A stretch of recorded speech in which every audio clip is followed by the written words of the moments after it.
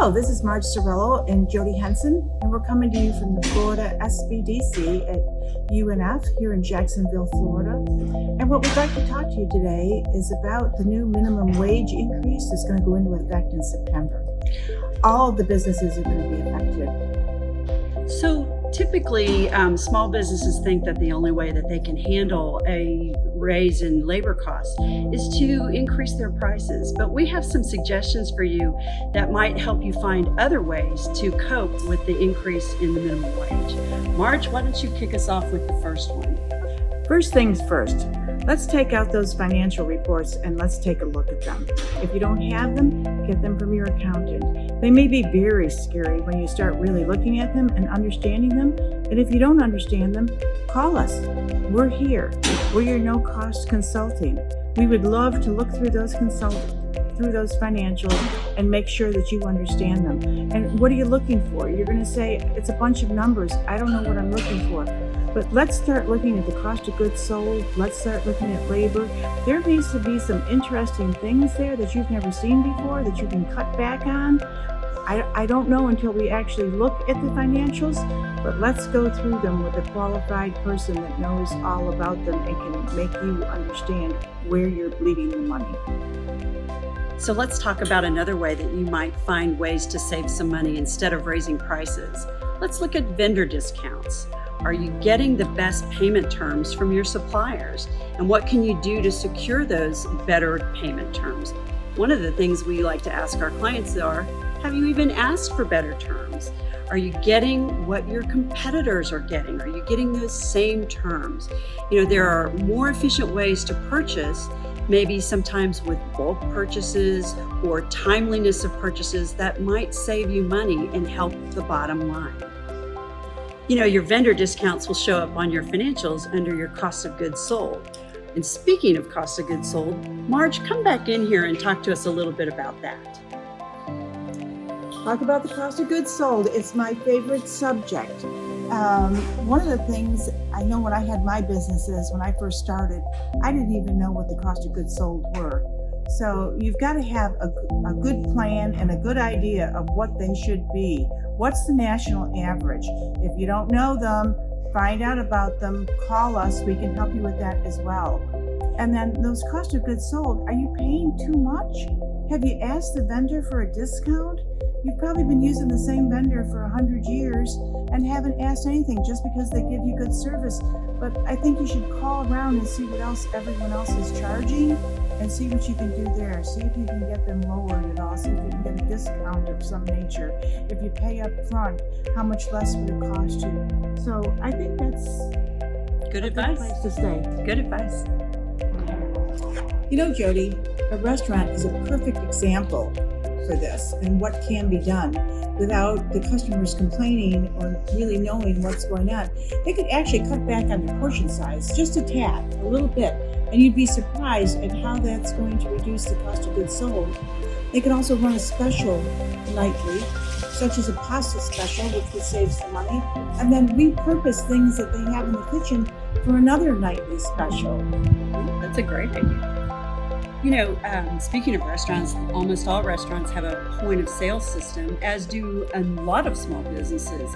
And you can use your point of sale system to keep your inventory current as opposed to constantly having to take a manual inventory. So use that software that you've got and put it to good use every day that you can and let it work for you. Another thing you can do is see if there's a way to do more online sales. That helps lower your labor costs.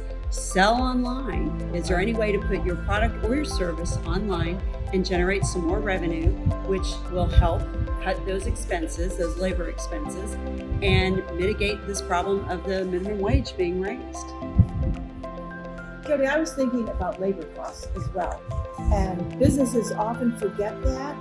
And I'm thinking about overlapping labor costs where you have one employee come in an hour ahead of work, and then you've got the other one kind of still standing around. And most of the time, the employees are just standing around talking to each other while you're paying double the labor.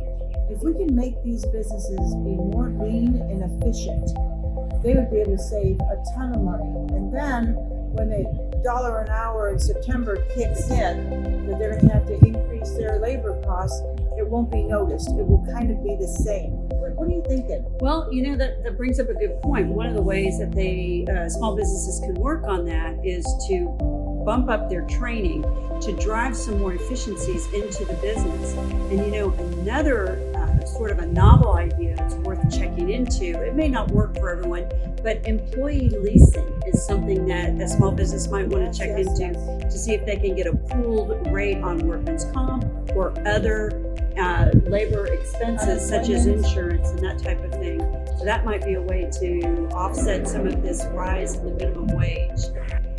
Another point that I wanted to make about training is not only driving more efficiency, but train your staffs on how to sell more or upsell, add additional products to every ticket, and it goes the same for services. Show them how to increase the ticket size of each customer so that you're getting more revenue for the same labor cost. So that only helps to offset that even more.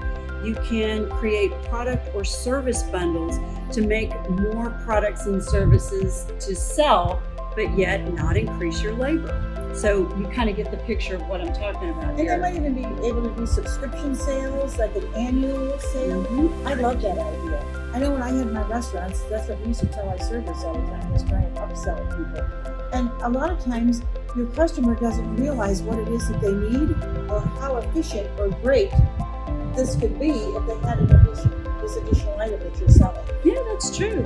And speaking of that, you can also offer ancillary products such as things that other folks might want to purchase at your business or from your business. And you can even do affiliate type marketing or selling other businesses' products at your place of business as well.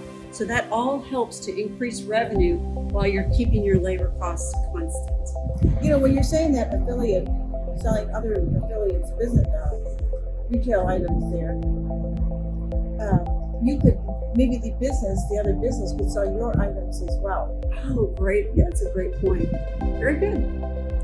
And although it doesn't have anything to do with labor at all, I just wanted to say one topic that we might have forgotten was what we talked about earlier, Jody, you and I, is the lease.